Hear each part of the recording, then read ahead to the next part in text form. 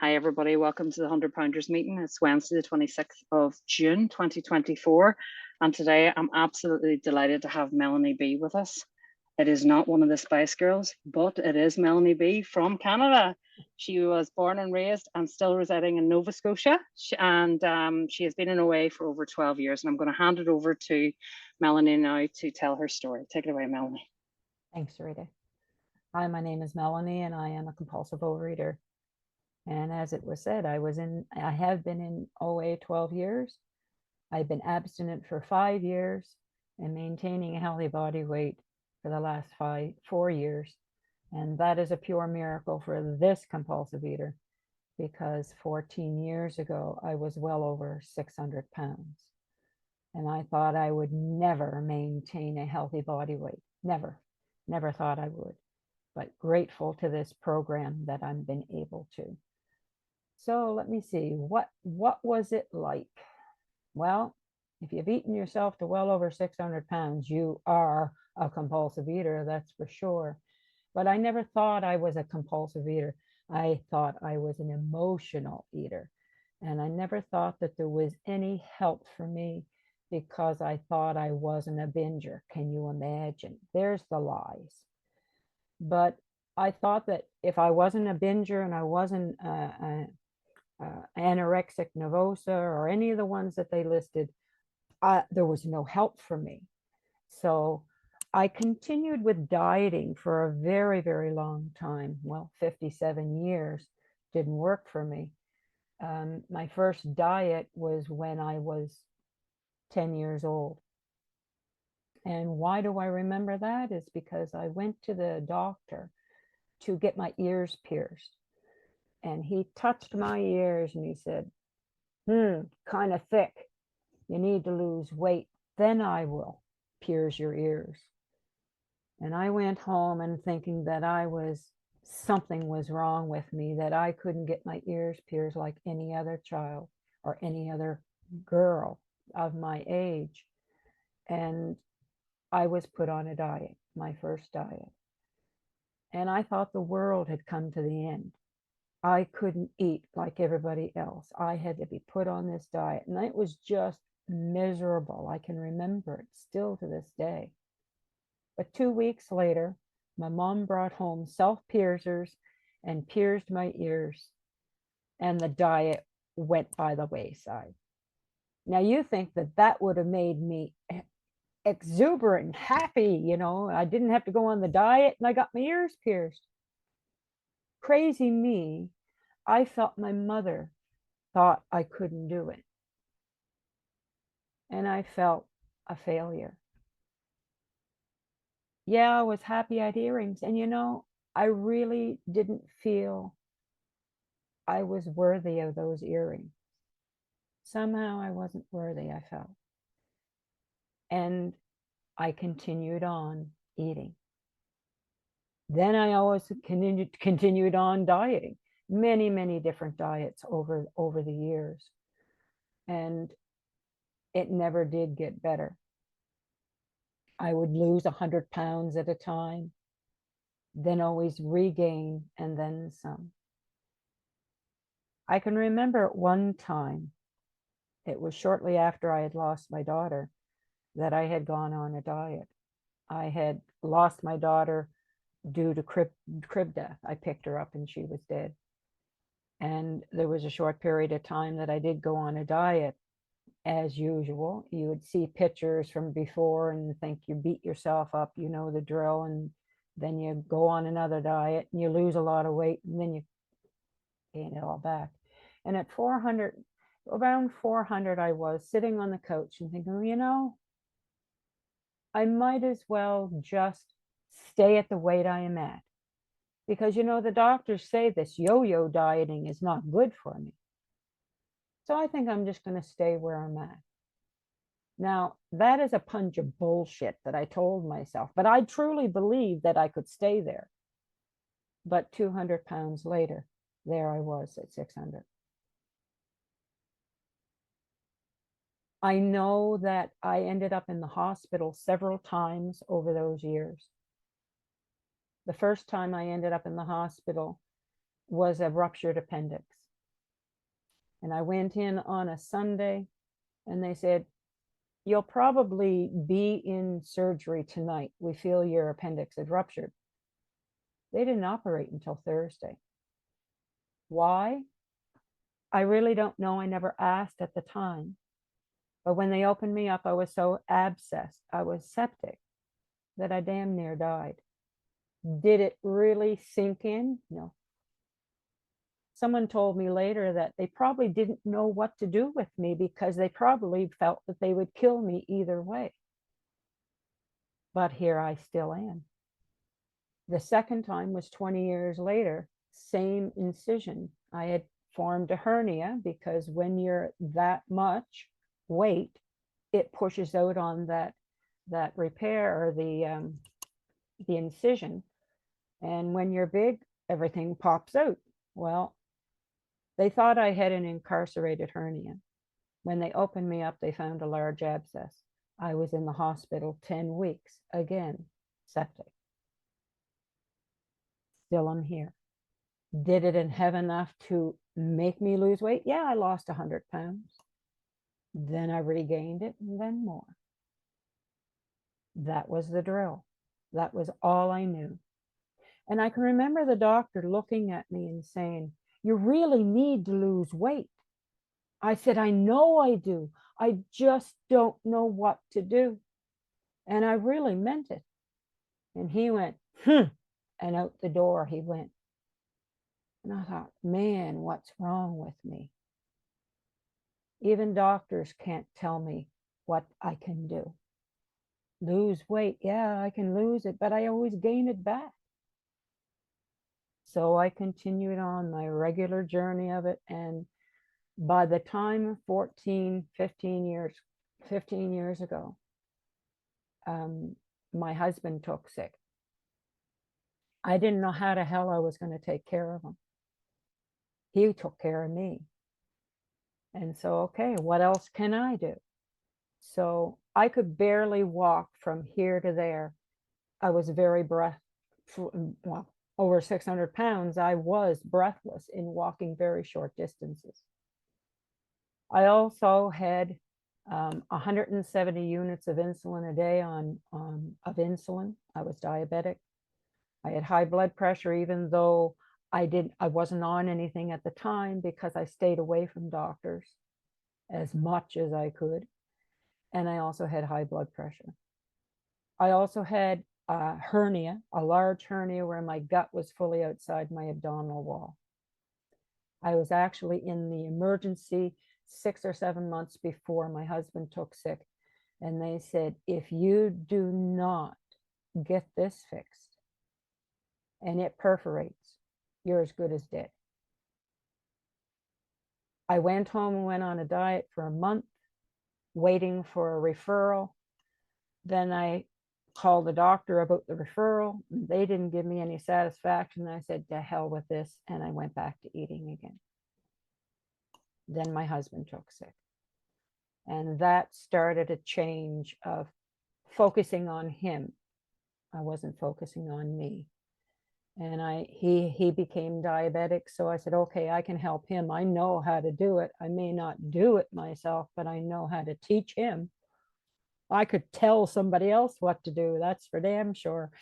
And slowly the weight started coming off. He died 9 months later. And I struggled. I still knew I needed to do something about my health. There I was in that situation. I had every tooth in my top teeth here rotted out. I had fourth degree gum disease. I stayed away from the dentist for 40 years, all due to the sugar content that I had eaten and the fear that I had to go to any doctor, even a dentist. My house was falling down around me. We had gone into bankruptcy for well over $40-some thousand. 23 of it was mine. And the house did not get any repairs. The first year of abstinence, I walked away from that house because we were falling through the floors. I didn't have no money. I couldn't save a dime because any obsession that I had, money went to it, especially food. I always had money for food. And of course, it went to the Visa card, never to paying the things that should have been. I learned a lot in these last 5 years. But what was I going to do? I finally went to the doctor, and the doctor referred me to a specialist to fix my repair.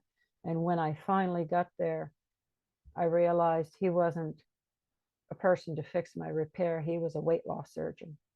Little did I know. And he questioned my commitment. And by that time, I had lost about 200 pounds. And he questioned my commitment. Are you committed? And I wanted to rip his face right off his shoulders, man. I'm telling you. Who the hell does he think I am? Not committed? I've been married 25 years. But all I could say is, I think I am. I didn't want to let him know that I was mad. I don't do those kind of things. And so he sent me home with a program to lose 30 pounds, and then he would do weight loss surgery and get me down to 250 to fix my repair. And so, like the compulsive person that I am, I flipped and did his diet and then some. I restricted. Boy, did I restrict. And I also over exercise. Slowly it started, because you know, when you're that size, it's hard to get moving. But I was so focused in doing what to show him. In 9 months, I was walking 15 kilometers a day, dancing, doing this, doing that, any kind of exercise, under eating. And I lost 200 pounds in 9 months. Not a good way to do it. Not. I was sick up here. I still felt fat at my lowest. If I wouldn't have had surgery on my stomach, I would have started being bulimic. I know beyond a shadow of a doubt I would have. I needed to be small, and I didn't feel small in my head at all. After my last appointment with the doctor, due to an emotional upset, I went home from his office in a huge binge that scared the hell out of me. The biggest binge that I would ever want to go through. I regained about 20 pounds in 2 days, and I felt a total failure. I can remember feeling so devastated and so, I don't know, I was just so tired of living that way that I held the insulin bottle and needle in my hand, wondering, how much do I have to take to end this? I'm sick and tired of it. But knowing that my son had lost his father only months before, I couldn't do that to him. And so I landed in the doctor's office asking for help. Did I tell her that I was almost close to committing suicide? No, because I was fearful that I would be like my mom on all the drugs she had to be, because she went through nervous breakdowns. And I didn't want to do that. I was fearful of that. So fear kept that mask on as the actor that I am, and said, I'll do anything, just to, so they put me into programs. There was an 11-month wait list to even be seen, but they had programs. Okay, I can take a program. So I took every program imaginable, seen a therapist, seen a psychologist for a short time. And it was just, I was okay. It was pulling myself out of that depression, but the food was still there, and I was still eating. And even though I lost over 400 and some pounds over a period of 8 years, I regained 169 pounds. When I had almost committed suicide, that is when I went to OA. And I went into that first meeting and I heard people talk about their overeating. I thought, man, I feel at home.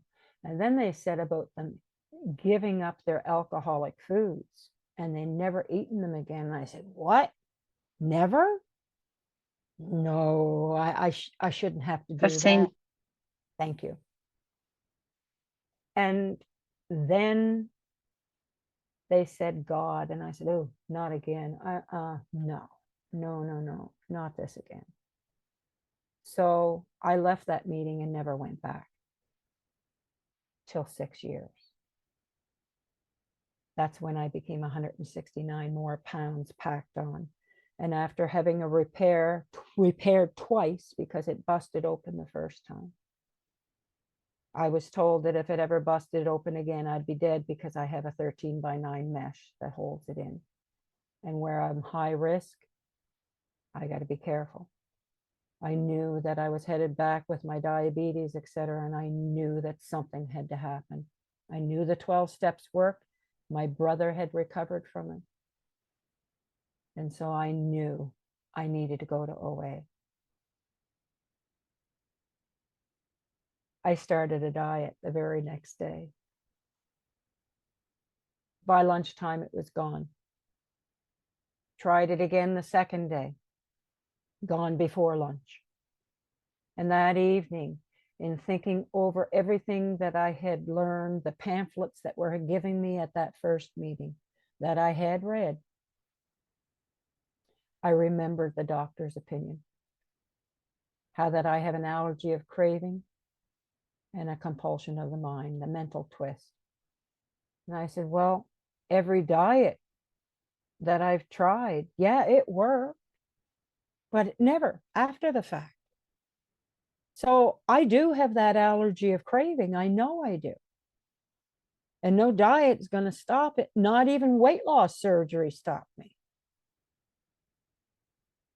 Well, I also have the mental twist that takes me back. That's true too. That's what my problem is. So I can't do it. Then that took me to step 2.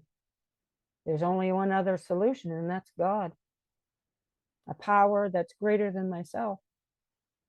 And knowing that that was my only solution, that's when I surrendered to my higher power that night.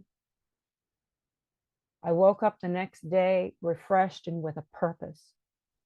I wrote down my alcoholic foods, every one that I would never touch again, and that I would surrender them to my higher power. I wrote down my behaviors. What were my food behaviors that always took me back to the food? And then I thought, okay, what plan of eating am I going to choose? I had read Dignity of Choice. And so I chose 3 meals a day, no in between eating, no evening eating. And then I put it into action and turned my sights onto the steps and got the steps done in less than a month. Yes, when you take away the alcoholic foods and you don't have the steps, I became very emotional because I didn't know how to handle those emotions. And I said, okay, I've got to figure this out. What am I going to do when I'm feeling this way until I get the steps done? So I was acting like a detective. What emotion is this? Because I really didn't know. And so I learned what each emotion felt like. And I didn't have that. And then I remembered, okay, yeah, that emotion I can remember. Yeah, when I got to my 4th step, when I got into the character defects, I seen when I looked over my 4th step that my emotions are connected to my character defects. And that really helps me out when I see those disturbances. So when I did the steps, I got the 4th step done. I'm grateful. All the things that were my responsibility, I took care of. I seen my defects and how that they played a part in all the things in my life. And what is it that I can do to fix them? Because that's what I do today. When I feel disturbed, it's because some person, place, thing, or situation Some fact of my life is unacceptable to me. It's my character defects rearing up. And I can find no peace until I find out what the hell's going on. What character defect is at play? And usually all four of them, usually, if I'm really honest about it. And then I can let God take care of them. But what is it that I can do better? If I don't take action to do something better, I'm going to remain that way because that's who I am. I'm a compulsive eater and I'm a creature of habit. And if there's no action taken, nothing's going to change. So I do that every day as my step tends. When I feel that disturbance, I clear it away. The end of the day, I don't have to worry about how many things I have to think that I need to clear away because I've been doing it all day. If there's something big, yeah, I have to sit down and write it out. Prayer and meditation to improve my conscious contact with God is very important because he's the one that helps. And I call my higher power he. You can call it anything you want. I need to stay closely connected to my higher power because he does for me what I can't do. Period. And that relationship that I grew through prayer and meditation. Prayer is talking. I talk to him any time of the day, every minute of the day, whatever the case may be. I don't have to get down on my knees. I can yak. He probably thinks you never shut up. But that's okay because I can talk to him. But meditation is listening. I have 2 ears, 1 mouth. I got to listen to what he's telling me. Then step 12. As a result of these steps, I have a spiritual awakening. It's the only way you get it is by working the steps. I work the steps. I live in the steps by clearing away the disturbances every day. And through working those steps, I get to know me, the good, the bad, and the ugly. And therefore know what needs to be changed and change it. And sometimes I have to repeat, because I'm a creature of habit. And I'm not perfect. I have to accept that. Acceptance is the only answer to all my problems. But there's a lot more ease at that. I don't have to worry about being perfect. I have a program that I can just, okay, let's clear this away. What are you trying to teach me, higher power? What is it that I need to do to change? And do it. The other part of step 12 is service. Helping another, telling another. Whether it be in OA or in my life, it's both ways. That's why I'm here today. It's a service. Someone calls, can you? Yes. I was told never to say no unless you have something else you need to do. Sometimes I question, say, God, you got another thing? But he always finds a way. On the weekend, I learned that I have to be co-chair for the Conference Literature Committee. I'm a World Service delegate. And then the fear welled up. I said, oh man, what am I going to do?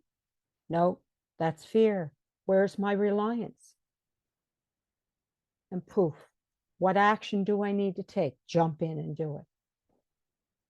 Where is Melanie anyways? Because it really, that is not me. I would have said, no, I can't. I don't know how. Blah, blah, blah. I'd have a half a dozen excuses. God gives me the courage to do what I can and the wisdom to know the difference. This way of living, man, it's awesome. Yes, there's still hard times. That's life. There's losses. There's joy. There's times when I just don't know what to do. But through it all, I have the steps. It's a way of living. I don't have to worry about it. I'm that bird on a branch that breaks. I don't have to worry about the branch breaking. I got wings. And that's what the steps are for me. Food does not come into play. I actually have sweets to make to sell to somebody the end of this week, and I'm baking them. Me baking, I feel like a drug dealer because I don't eat them anymore, but I bake them. But it's a way I can make money. I'm on Canada Pension Disability. I don't make much money, but God provides little jobs for me that He provides, and I'm okay. I have no need or want of anything. I'm just okay. I'm great. Whenever there's a need for money, God provides a job. He does. I was at World Service. I get a text. Can you help keep this elderly gentleman with us? Yeah, sure. Okay. There's a job. I don't know how long it's going to be for, but God provides. So it's an awesome way to live. Relying on a power outside of myself, I don't have to worry about it. It's awesome. Far better than living the crazy life that I live. The insanity with the food. I lived it for 57 years. I don't want to go back. And that's why I have to every day do what I have to do with this program. I get up this morning and I have to call my fellows and have a 15-minute read with them. Then I play a podcast for another couple of fellows on the line for an hour. I'm here doing service. I haven't slept since 5 o'clock last night. I worked last night, but I'm okay. I'll sleep after I get off here. That's no problem. I roll with it. I take life on life's terms, and I'm okay. I don't have to worry about these things. And if something happens, God shows me what I need to do. I may not like it. That's a part of acceptance. But I know everything will be okay, no matter what. No matter what. This program works. And I'm worth it. Took me a long time to believe that. But working the steps, living in the steps, gives me back my self-esteem, my self-confidence, love for others, forgiveness for others. Gives me so many things. Gives me money in my bank too. That just blows me away. My relationships. Oh man, there's so many things. The promises do come true. They do. I'm worth it. You guys are worth it too. Each and every one of you. Thank you for allowing me to share, and thank you for my recovery. Thanks. Oh, Melanie, would you like me to share the photos to show people and you can talk us through them? Yeah, okay, just because you've still got 2 minutes, just I'll put up your before so people can just get an idea. There you go, Mel, if you want to share them. You're muted. There's that one in 2004. That was the last picture taken of me. So I went to 2009. So I was a lot bigger than that. That's why the doctors say that I was well over 600, well over. In 2012, that's when I had lost the 400 plus pounds. I got down so low that when I sat on the toilet, it hurt. There was no fat and very little subliminal fat, so the doctors had told me. Then I regained 169 pounds, and that's me in the red shirt. I had seen that picture that my sister had taken from me, and that's what really knocked the sense into me that, oh my God, I'm going backwards. And I knew I needed I needed to go back to OA. And that was me 9 months after, in that middle picture there, I had lost 154 pounds. And then that is me in 21, a year later, a year abstinent. And the other pictures that Rita have is of me today. I'm still maintaining that weight. So program works. The 12 steps work. And I never thought that I would maintain a healthy body weight. Never. Thank God for this program. Oh, thank you, Melanie. What a beautiful message of depth and weight. And I'm just going to share quickly a little paragraph out of the Big Book. Oh, that's the duck. At page 559, it says, above all, we reject fantasizing and accept reality. The more I drank or ate, the more I fantasized everything. I imagined getting even for hurts and rejections. In my mind's eye, I played and replayed scenes in which I was plucked magically from the bar where I stood nursing a drink and was instantly exalted to some position of power and prestige. I lived in a dream world. AA, or OA, led me gently from this fantasizing to embrace reality with open arms, and I found it beautiful. For at last I was at peace with myself and with others and with God.